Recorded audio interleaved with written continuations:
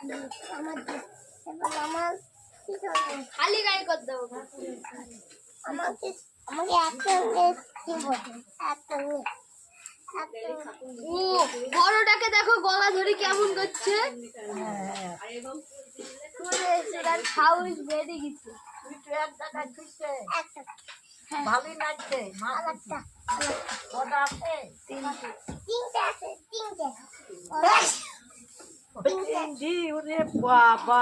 তিনটে একসাথে ধরতে যাচ্ছে। হ্যাঁ দেখো দুধ তিনটে আমার লাগছে ওর কাছে বড়টাতে কি করে দিচ্ছে